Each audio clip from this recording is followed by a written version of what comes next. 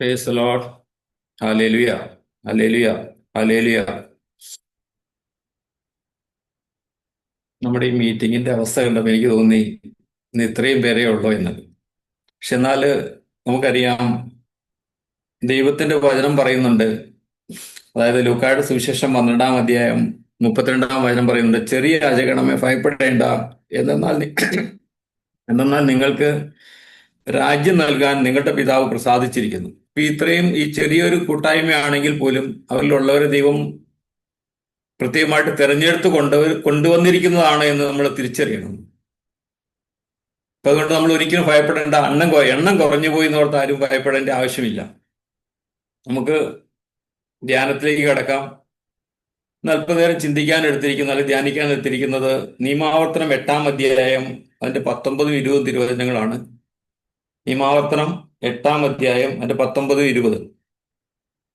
എന്നാൽ നിങ്ങളുടെ ദൈവമായ കർത്താവിനെ വിസ്മരിക്കുകയും മറ്റു ദേവന്മാരുടെ പിറകെ പോയി അവരെ സേവിക്കുകയും ആരാധിക്കുകയും ചെയ്താൽ തീർച്ചയായും നശിച്ചു പോകുമെന്ന് ഇന്ന് ഞാൻ മുന്നറിയിപ്പ് തരുന്നു.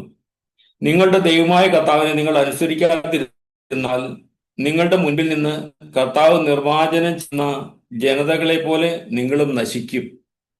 ദൈവമായ കർത്താവിന് സ്തുതി. രണ്ട് കാര്യങ്ങളുണ്ട്. ഒന്ന്, നമ്മള് കർത്താവിനെ വിസ്മരിച്ചുകൊണ്ട്, കർത്താവിനെ മറന്നുകൊണ്ട് മറ്റു ദേവന്മാരുടെ പുറകെ പോയി അവരെ കുമ്പിട്ട് ആരാധിക്കുക അല്ലെങ്കിൽ കുമ്പിട്ട് സേവിക്കുക, ഇങ്ങനെയൊക്കെ ചെയ്തു കഴിഞ്ഞാൽ തീർച്ചയായിട്ടും നിങ്ങൾ നശിച്ചു പോകുന്നുള്ള ഒരു മുന്നറിയിപ്പാണ് നിയമാവർത്തനത്തിലൂടെ ദൈവം നമുക്ക് തന്നത്. അപ്പൊ നമ്മുടെയൊക്കെ ജീവിതത്തിൽ നമ്മൾ ചിന്തിച്ചു നോക്കണം. ഞാനും നിങ്ങളും നമ്മൾ ഏതെങ്കിലും ഒരു അവസ്ഥയിൽ, ഏതെങ്കിലും ഒരു സമയത്ത്, ഒരുപക്ഷെ നമുക്ക് എല്ലാ സൗകര്യങ്ങളും ഉള്ള സമയത്തായിരിക്കാം, അല്ലെങ്കിൽ ഒരുപക്ഷെ നമ്മൾ പ്രാർത്ഥിച്ചിട്ട് കിട്ടാത്ത അവസ്ഥ, അതായത് നമ്മൾ ഒത്തിരിയേറെ ആഗ്രഹിച്ചു, പ്രാർത്ഥിച്ചു, പക്ഷെ ആ കാര്യങ്ങൾ സാധിച്ചു തരുന്നില്ല. ആ അവസ്ഥയിലും ആകാം ഇത്. പക്ഷെ അവിടെയില്ല, നമ്മൾ കർത്താവിനെ വിസ്മരിച്ചുകൊണ്ട്, ദൈവത്തെ മറുതലിച്ചുകൊണ്ട്, അല്ലെങ്കിൽ ദൈവത്തെ മറന്നുപോയിക്കൊണ്ട് മറ്റു ദേവന്മാരുടെ പുറകെ അല്ലെങ്കിൽ മറ്റ് വിശ്വാസത്തിലേക്ക് നമ്മൾ പോയിട്ടുണ്ടോ, അല്ലെങ്കിൽ അവരിൽ നമ്മൾ വിശ്വാസം അർപ്പിച്ചിട്ടുണ്ടോ, നമ്മൾ ഓരോരുത്തർ ആത്മശോധന ചെയ്യേണ്ടിയിരിക്കുന്നു. ഒരു വേള നമ്മുടെ സുഹൃത്തുക്കളായിരിക്കാം, അല്ലെങ്കിൽ സഹോദരങ്ങളായിരിക്കാം, ആരെങ്കിലുമൊക്കെ പറഞ്ഞു അവിടെ പോയാൽ അത് നമുക്ക് സാധിച്ചു കിട്ടും, അല്ലെങ്കിൽ ഇവിടെ പോയാൽ ഇത് നമുക്ക് സാധിച്ചു കിട്ടും, നമ്മുടെ എല്ലാ പ്രശ്നങ്ങളും അവിടെ ചെന്നുകളിൽ മാറിക്കിട്ടും എന്നുള്ള പറഞ്ഞ്, അല്ലെങ്കിൽ ആരെങ്കിലും നമ്മൾ വഴിതെറ്റിച്ച് വിട്ട അവസ്ഥയായിരിക്കാം ഒരു പക്ഷേങ്കിലും. പക്ഷെ അങ്ങനെയൊക്കെ നമ്മൾ എവിടെയെങ്കിലും പോയിട്ടുണ്ടോ, അല്ലെങ്കിൽ ദൈവത്തിന് കൊടുക്കേണ്ട അല്ലെങ്കിൽ ഈ 1-ാം പ്രമാണം നമ്മൾ ലംഘിച്ചിട്ടുണ്ടോ? നമ്മൾ എപ്പോഴും ആത്മശോധന ചെയ്യേണ്ടിയിരിക്കുന്നത്. ഇത് ഏറ്റവും ഒരു തിന്മയാണ്, അല്ലെങ്കിൽ ഒരു പാപത്തിന്റെ മേഖലയാണിത്.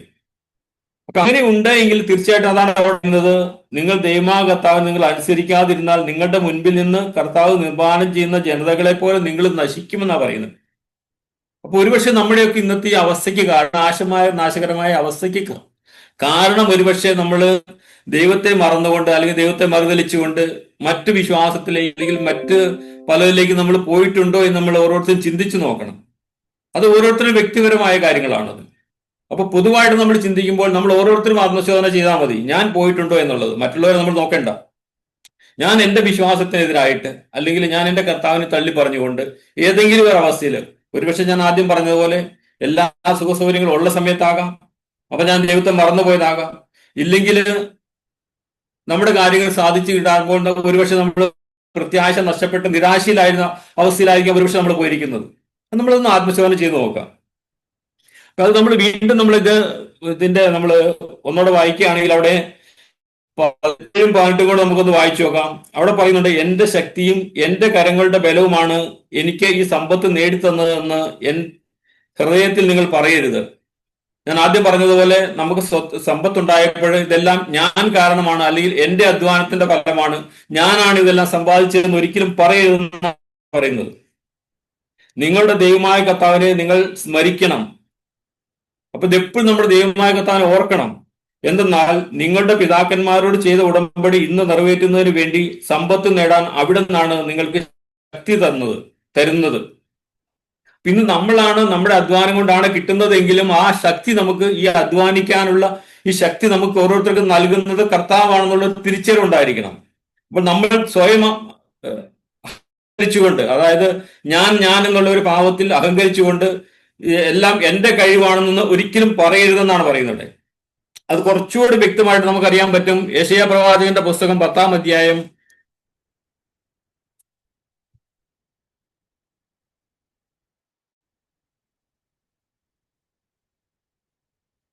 അതിന്റെ 13 മുതൽ നമുക്കത് വായിച്ചു നോക്കാം. ഇവിടെ വചനം ഇപ്രകാരം പറയുന്നു. അവൻ പറയുന്നു, എന്റെ കരബലവും ജ്ഞാനവും കൊണ്ടാണ് ഞാൻ ഇത് ചെയ്തത്. കാരണം എനിക്ക് അറിവുണ്ടായിരുന്നു. ഞാൻ ജനതകൾ നീക്കം ചെയ്യുകയും അവരുടെ നിക്ഷേപങ്ങൾ കൊള്ളയടിക്കുകയും ചെയ്തു. സിംഹാസനിരിക്കുന്നവരെ ഞാൻ കാളക്കൂറ്റിന്റെ കരുത്തോടെ താഴെയിറക്കി. നമ്മൾ വീമ്പടിക്കാറില്ലേ? ഞാനാണ് ചെയ്തത്, ഞാൻ അവനെ താഴെയിറക്കി, ഞാൻ ഇവനെ അങ്ങനെ ചെയ്തു, ഇങ്ങനെ ചെയ്തു, അല്ലെങ്കിൽ എനിക്ക് അറിവുണ്ടായിരുന്നു, അല്ലെങ്കിൽ എനിക്ക് ജ്ഞാനമുണ്ടായിരുന്നു, എനിക്ക് ബുദ്ധി ഉണ്ടായിരുന്നു, ഞാൻ എന്റെ ബുദ്ധി പ്രയോഗിച്ചായിട്ടാണ് ഞാൻ ഇതെല്ലാം ചെയ്തത് എന്ന് വീമ്പടിക്കരുതെന്നാണ് പറയുന്നത്. യേശയ്യാ പ്രവാചകനോട് കൃത്യമായിട്ട് പറയാണ്, കുറച്ചുകൂടെ ക്ലിയർ ആയിട്ട് അവിടെ പറയാണ്. അതുപോലെ ഞാൻ അവരെ താഴെ ഇറക്കി, അല്ലെങ്കിൽ ഇതെല്ലാം അങ്ങനെ ഒന്നും പറഞ്ഞ് നടക്കരുത് എന്നാണ് പറയുന്നത്. അതായത് സ്വയം നമ്മുടെ ഇതിനെല്ലാം നമ്മൾ ചെയ്യാൻ നമുക്ക് ശക്തി നൽകുന്നത് കർത്താവാണ്. കർത്താവിന്റെ ശക്തി ഇല്ലാതെ കണ്ട് ഇപ്പോൾ നമുക്കറിയാം, ഈ ശാസ്ത്രജ്ഞന്മാരൊക്കെ നമ്മൾ പലപ്പോഴും ചിന്തിക്കുന്നുണ്ട്, ശാസ്ത്രജ്ഞന്മാരൊക്കെ അവരുടെ സ്വയം കഴിവിനെ ആശ്രയിച്ചായിരിക്കുന്നത്. നമ്മളിപ്പോ ഈ ISROയുടെയൊക്കെ ഓരോ വിഗ്രഹങ്ങൾ വിക്ഷേപിക്കുന്ന സമയത്ത് അവരവിടെ അവരുടെ വിശ്വാസം അനുസരിച്ചുള്ള പ്രാർത്ഥനകൾ അവർ നടത്തിയതിനു ശേഷമാണ് ഇതെല്ലാം ചെയ്യുന്നത്. പക്ഷെ ക്രിസ്ത്യാനികളായ നമ്മൾക്ക് ഒരു കാര്യം ചെയ്യുമ്പോൾ ആ ദൈവത്തെ ഒന്ന് മനസ്സിൽ ഓർത്തുകൊണ്ട് അത് ചെയ്യാൻ എത്ര പേർക്ക് സാധിക്കുന്നുണ്ട്? ഞാൻ കുറ്റം പറയുന്നതിലല്ല, അത് നമുക്ക് എത്രമാർക്കും നമുക്ക് സാധിക്കുന്നുണ്ട് എന്ന് ചിന്തിക്കാം. പക്ഷെ ഒരുപക്ഷെ നമ്മൾ പറയുമ്പോൾ അവർ വിഗ്രഹാരാണ്, എന്തും ആയിക്കോട്ടെ, അവർ അവരുടെ ആ വിശ്വാസം അനുസരിച്ചുകൊണ്ട് അവരവിടെ അവരുടെ പ്രാർത്ഥനകളും പൂജകളും ചെയ്തതിനു ശേഷമാണ് ഇതെല്ലാം ഓരോ സംരംഭങ്ങളും അവർ തുടങ്ങുന്നത്. ഇത് പലപ്പോഴും നമ്മളെ കൊണ്ട് അത് സാധിക്കുന്നില്ല. നമ്മൾ സ്വയം എന്തോ ആണെന്നുള്ള ഒരു ഭാവത്തില് ദൈവത്തെ പോലും ഓർക്കാതെ കണ്ട് ചെയ്യുന്ന ഒരു പ്രവണത നമ്മളിലുണ്ട്. അതിനുശേഷം നമുക്ക് അടി കിട്ടുന്നു, ഒന്ന് പൂർത്തിയാക്കാൻ സാധിക്കാതെ വരുമ്പോൾ നമ്മൾ വീണ്ടും കരഞ്ഞുകൊണ്ട് നമ്മൾ വീണ്ടും മറ്റുള്ളവരുടെ ഓടുന്നു. അങ്ങനെ ആയിരിക്കരുതെന്നാണ് പറയുന്നത്. എപ്പോഴും നമ്മൾ ദൈവത്തെ സ്മരിക്കണമെന്നാണ് ഇവിടെ പറയുന്നത്. വീണ്ടും പറയുന്നു, പക്ഷിക്കൂട്ടിൽ നിന്നെന്ന പോലെ എന്റെ കരം ജനതകളുടെ സമ്പത്ത് അപഹരിച്ചു. അപ്പൊ സ്വയം വീമ്പടിക്കുകയാണ് അവിടെ. ഞാൻ പക്ഷിക്കൂട്ടത്തിൽ നിന്നെന്ന പോലെ ജനങ്ങളുടെ സമ്പത്തെല്ലാം ഞാൻ അപഹരിച്ചു. ഉപേക്ഷിക്കപ്പെട്ട മുട്ടകൾ ശേഖരിക്കുന്നത് പോലെ ഭൂമിയിലെ സമ്പത്ത് നഷ്ടമാക്കി. ചിറകനക്കാനോ വായ തുറന്ന് ചിലയ്ക്കാനോ ഒന്നും ഉണ്ടായിരുന്നില്ല. അപ്പൊ ഇതെല്ലാം ഞാൻ സ്വയം എല്ലാം എന്റെ കഴിവാണെന്നുള്ള ഒരു വിദ്യാബോധം, അത് തെറ്റായ ബോധത്തോടുകൂടി നമ്മൾ ചെയ്യുകയാണെന്ന് അതാണ് ഇവിടെ പറഞ്ഞു വരുന്നത്. അതുപോലെ 15-ാമത്തെ വചനം കുറച്ചുകൂടി നമ്മൾ കൃത്യമായിട്ടൊന്ന് അതിന്റെ അർത്ഥം നമ്മൾ മനസ്സിലാക്കണം. വെട്ടുകാരനോട് കോടാലി വൻപ് പറയുമോ? ഒരു ചോദ്യമാണത്. നമ്മൾ ഓരോരുത്തരോട് ചോദിക്കുന്നതാണ്. വെട്ടുകാരനോട് കോടാലി വൻപ് പറയുമോ? ഇല്ല. അതായത് ദൈവമാണ് ഇതിനെല്ലാം നടത്തുന്നത് എന്ന്, അല്ലെങ്കിൽ ദൈവം എന്നുള്ള ആ ഒരു ബോധത്തിലേക്ക് നാം ഓരോരുത്തരും വരണമെന്നാണ് അവർ പറയുന്നത്. വീണ്ടും ചോദിക്കുകയാണ്, അറക്കുന്നവരോട് വാൾ വീമ്പടിക്കുമോ? വാള് പറയാണ് ഞാനാണ് അറുത്തത് എന്ന് പറഞ്ഞാൽ ആ അറക്കുകാരൻ അത് അധ്വാനിച്ചിട്ടാണ് ആ മരം അവിടെ അറക്കുന്നത്, അല്ലെങ്കിൽ അത് മുറിക്കുന്നത്. അപ്പൊ അതുപോലെ തന്നെ വാൾ ഉണ്ടാക്കിയവന്. ഇതെല്ലാം നമ്മൾ ഓർക്കണം. അവിടെ അത് ഉയർത്തുന്നവനെ നിയന്ത്രിക്കുന്നത് പോലെയും ഊന്നുവടി മരമില്ലാത്തവനെ ഉയർത്തുന്നത് പോലെയുമാണത്. ഇതാണ് ഇതിന്റെ പുറകിലെല്ലാം നമ്മുടെ ദൈവത്തിന്റെ കരവേലയുണ്ട് എന്നാൽ, അല്ലെങ്കിൽ അദൃശ്യമായ ശക്തി ഉണ്ട്. ആ ശക്തിയിലാണ് ഞാനും നിങ്ങളും ഓരോരുത്തരും ഇന്ന് ജീവിക്കുന്നതും ഈ ചെയ്തു കൂട്ടുന്നതും എല്ലാം എന്നുള്ളൊരു ബോധ്യം ഉണ്ടാകും. ഇത് പലപ്പോഴും നമുക്ക് നഷ്ടപ്പെട്ടു പോവുകയാണ്. അതുകൊണ്ടാണ് ഇന്ന് നമുക്ക് ഈ അവസ്ഥയൊക്കെ ഉണ്ടാകുന്നത്. വീണ്ടും പറയുകയാണെങ്കിൽ നമുക്ക് വായിക്കാം, സൈന്യങ്ങളുടെ കർത്താവ് കരുത്തന്മാരായ യോദ്ധാക്കളുടെ മേൽ ക്ഷയിപ്പിക്കുന്ന രോഗം അയക്കും. അവരുടെ കരുത്തിനിടയിൽ അഗ്നിജ്വാല പോലെ ഒരു ദാഹശക്തി ജ്വലിക്കും. അപ്പൊ ഇവിടെ നമ്മുടെയൊക്കെ ശക്തി അല്ലെങ്കിൽ ക്ഷയിപ്പിക്കുന്ന അല്ലെങ്കിൽ നമ്മുടെയൊക്കെ ശക്തി ക്ഷയിച്ചു പോകുന്ന രീതിയിലേക്ക് മാറാൻ സാധ്യതയുണ്ട് എന്ന് നമ്മൾ ഓരോരുത്തരും ഓർത്തിരിക്കണം.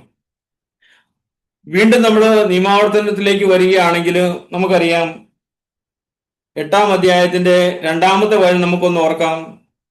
നിങ്ങളുടെ ദൈവമായ കർത്താവ് നിങ്ങളെ എളിമപ്പെടുത്താനും തന്റെ കൽപ്പനകൾ അനുസരിക്കുമോ ഇല്ലയോ എന്നറിയാൻ നിങ്ങളെ പരീക്ഷിച്ച് നിങ്ങളുടെ ഹൃദയവിചാരങ്ങൾ മനസ്സിലാക്കാനും വേണ്ടി ഈ 40 സംവത്സര മരുഭൂമിയിലൂടെ നിങ്ങളെ നയിച്ച വഴിയെല്ലാം നിങ്ങൾ ഓർക്കണം. ഇത് ഇസ്രായേൽക്കാർ, നമുക്കറിയാം, ഈജിപ്തിന്റെ അടിമത്തിൽ നിന്ന് ഇസ്രായേൽക്കാരെ കൊണ്ടുവരുന്ന ആ ചരിത്രമാണ് ഇവിടെ പറയുന്നത്.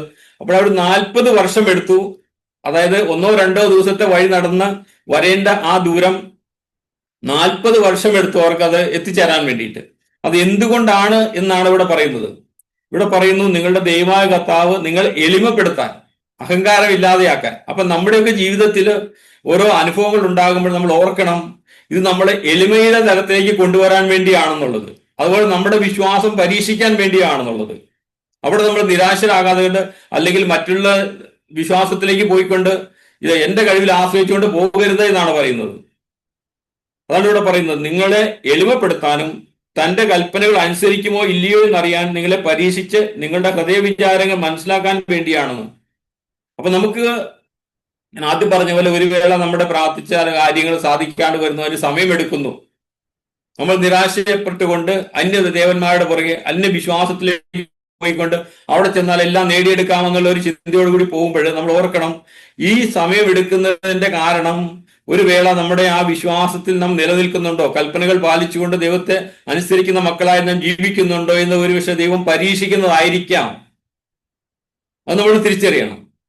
അപ്പൊ എന്തെല്ലാം ഉണ്ട് എന്ന് പറഞ്ഞാൽ, എന്തെല്ലാം പ്രതിസന്ധികൾ അല്ലെങ്കിൽ ഏതെല്ലാം ഉണ്ട് എങ്കിലും നമ്മൾ ആ വിശ്വാസം നഷ്ടപ്പെടുത്താതെ കണ്ട് ആ വിശ്വാസത്തിൽ ആഴമായിട്ട് വിശ്വസിച്ചുകൊണ്ട് ആ വരുന്ന ബുദ്ധിമുട്ടുകളെ അല്ലെങ്കിൽ വേദനകളെ ക്ഷമയോടെ സഹിച്ചുകൊണ്ട് ആ ദൈവത്തെ സ്മരിച്ചുകൊണ്ട് ജീവിക്കണമെന്നാണ് പറയുന്നത് അവിടെ.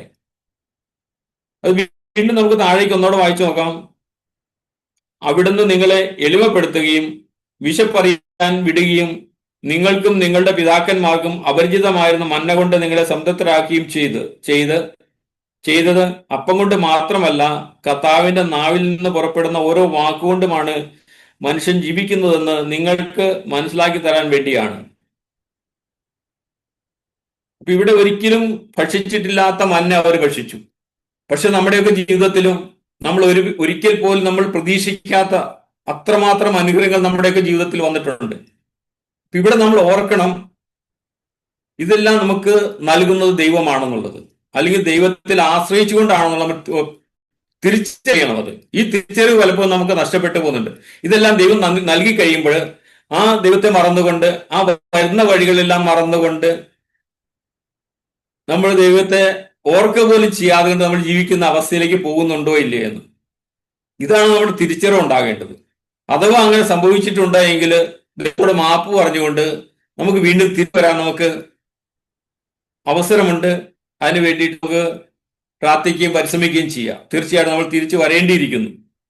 അല്ലെങ്കിൽ ഈ പറഞ്ഞതുപോലെ ഒരുപക്ഷെ നമ്മളെ നശിച്ചു പോകുന്ന രീതിയിലേക്ക് അല്ലെങ്കിൽ നാശം സംഭവിക്കുന്ന രീതിയിലേക്ക് ഒരുപക്ഷെ നമ്മുടെയൊക്കെ ജീവിതം ആകാൻ സാധ്യതയുണ്ട് എന്ന് നമ്മൾ ഓർത്തിരിക്കണം എപ്പോഴും. 5-ാമത്തെ വചനം പറയുന്നു, പിതാവ് പുത്രൻ എന്ന പോലെ നിങ്ങളുടെ ദൈവമായ കർത്താവ് നിങ്ങൾക്ക് ശിക്ഷണം നൽകുന്ന ഹൃദയത്തിൽ ഗ്രഹിക്കുവിൻ. നമ്മളെ ഹൃദയത്തിൽ ഓർക്കണം, ഒരു പിതാവ് പുത്രൻ എങ്ങനെയാണ് ശിക്ഷണം കൊടുക്കുന്നത്. അവൻ തെറ്റ് ചെയ്യുമ്പോൾ അല്ലെങ്കിൽ അവൻ തെറ്റായ മാർഗത്തിലേക്ക് പോകുമ്പോൾ അവനെ തിരികെ കൊണ്ടുവരാൻ വേണ്ടിയിട്ട് നമ്മൾ ഒരുപക്ഷെ വാക്കുകൊണ്ടായിരിക്കാം, അല്ലെങ്കിൽ പ്രത്യേകം അടിച്ചു, അങ്ങനെയുള്ളതല്ല ഞാൻ ഉദ്ദേശിക്കുന്നത്. നമ്മൾ ചില നുള്ളിപ്പറികളോ അല്ലെങ്കിൽ ചെറിയ വടി കൊണ്ട് അടികളോ അല്ലെങ്കിൽ ശാസനകളോ ഒക്കെ നമ്മൾ കൊടുക്കാറുണ്ട്. ഇത് ഓരോ പിതാവും ആ പുത്രൻ നന്നാകാൻ വേണ്ടിയിട്ടാണ് ചെയ്യുന്നത്. അതുപോലെയുള്ള ആ ഒരു ശിക്ഷണം ദൈവത്തിൽ നിന്നും നമുക്കുണ്ടാകുന്നുണ്ട്. അത് നമ്മൾ തിരിച്ചറിയണം. നമ്മൾ ഒരിക്കലും വിചാരിക്കരുത് ദൈവം എന്നെ തള്ളിക്കളയുന്നത് കൊണ്ടാണ്, അല്ലെങ്കിൽ ദൈവം എന്നോട് സ്നേഹമില്ലാത്തത് കൊണ്ടാണ് എന്നുള്ളത്. അങ്ങനെ ഒരിക്കലും നമ്മൾ ചിന്തിക്കരുത്. പലപ്പോഴും നമ്മുടെ വ്യക്തിപരമായി നമ്മൾ ചിന്തിക്കുകയാണെങ്കിൽ, നമ്മുടെയൊക്കെ മാതാപിതാക്കൾ നമ്മൾ ചെറുപ്പത്തിൽ നമ്മളെയൊക്കെ ശിക്ഷിക്കുന്ന സമയത്ത് നമുക്ക് തോന്നിയിട്ടുണ്ട്, ഓ അപ്പൻ എന്നെ അടിക്കുവാണ്, എന്നോട് ഇഷ്ടമില്ലാഞ്ഞിട്ടാണ് എന്നുള്ളത്. പക്ഷെ അങ്ങനെയല്ല. ആ പിതാവ് നമ്മളോട്, അല്ലെങ്കിൽ മാതാപിതാക്കൾക്ക് നമ്മളോട് സ്നേഹം ഉള്ളത് കൊണ്ടാണ് അവർ നമുക്ക് ശിക്ഷണം നൽകുന്നത്. നമ്മൾ തെറ്റായി, അല്ലെങ്കിൽ നമ്മൾ തെറ്റിപ്പോകാതിരിക്കാൻ, അല്ലെങ്കിൽ വഴിതെറ്റി പോകാതിരിക്കാൻ വേണ്ടിയിട്ടാണ് ഇത് നമ്മൾ പക്ഷെ ആ കാലഘട്ടത്തിൽ നമുക്ക് അത് തിരിച്ചറിവില്ലായിരുന്നു. പക്ഷെ ഇന്ന് നമുക്ക് തിരിച്ചറിവുണ്ട്. അപ്പൊ ഇത് നമ്മുടെ മക്കൾക്കും നമ്മളിത് പറഞ്ഞു കൊടുക്കുകയാണ് എങ്കിലും, അല്ലെങ്കിൽ നമ്മളും അവരെ അതുപോലെയാണ് വളർത്തിക്കൊണ്ട് വരുന്നത് എങ്കിലും, അവരും ആ ഉത്തരവാദിത്തത്തിലേക്ക് വരുമ്പോൾ അവർക്കും ആ തിരിച്ചറിവുണ്ടാകും. പക്ഷെ ആ സമയത്ത് ഒരു വേള നമ്മൾ പറയുന്ന ഒരു പഴഞ്ചൊല്ല് പറയുന്നില്ലേ, നെല്ലിക്ക് ആദ്യം കയ്പും പക്ഷെ പിന്നെ മധുരിക്കും എന്നുള്ളത്. അപ്പൊ ആദ്യം ഉണ്ടാകുന്ന ആ വേദന, ആ ശിക്ഷണത്തിന്റെ വേദന, പിന്നീട് നമുക്കത് മധുരമായിട്ട് മാറുന്നത് നമ്മുടെ ജീവിതാനുഭവത്തിൽ. അതുകൊണ്ട് നമ്മൾ ഒരിക്കലും ഈ ശിക്ഷണത്തെ ഒരിക്കലും നമ്മൾ തള്ളിക്കളയുകയോ അല്ലെങ്കിൽ വേണ്ട എന്ന് വെക്കുകയോ ചെയ്യരുത്.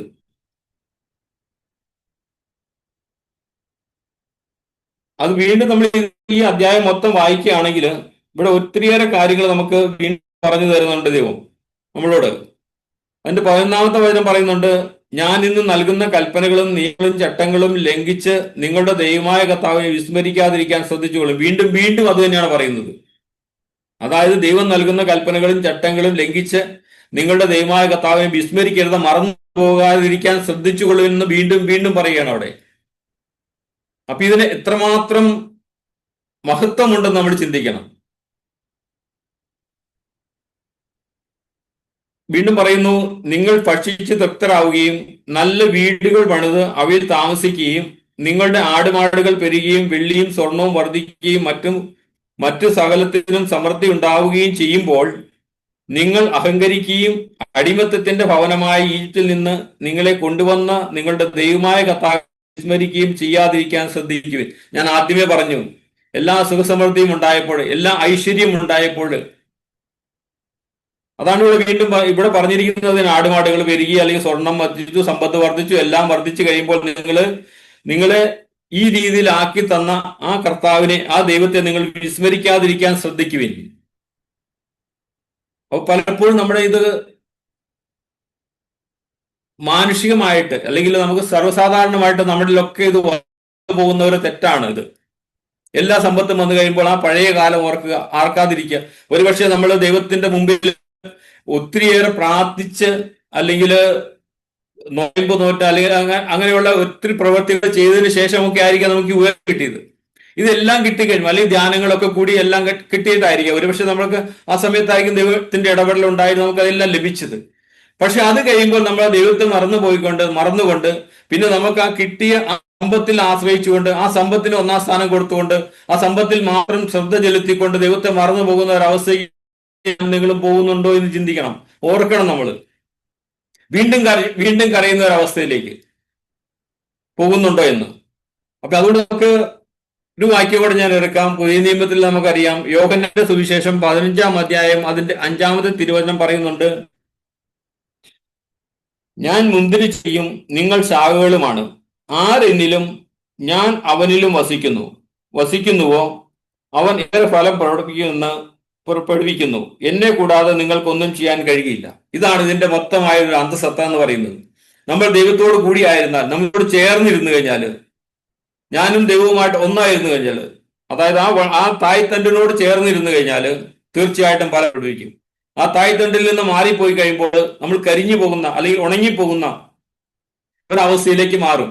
അപ്പൊ അതുകൊണ്ട് നമ്മൾ ആ തായ്തണ്ടിനോട് ചേർന്നിരുന്നു കൊണ്ട്, ആ ദൈവത്തോട് ചേർന്നുണ്ട്. ഇവിടെ പറയുന്നത്, ഞാൻ മുന്തിരിവരിയാകുന്ന ആ ദൈവത്തോട് ചേർന്ന്, അല്ലെങ്കിൽ യേശുവിനോട് ചേർന്നിരുന്നുകൊണ്ട് നമ്മൾ ശാഖകളായിട്ട്, അല്ലെങ്കിൽ വെട്ടപ്പെട്ട ശാഖകളായിട്ട് മാറിപ്പോകും. ആ ശാഖയിൽ നിന്ന് മാറി.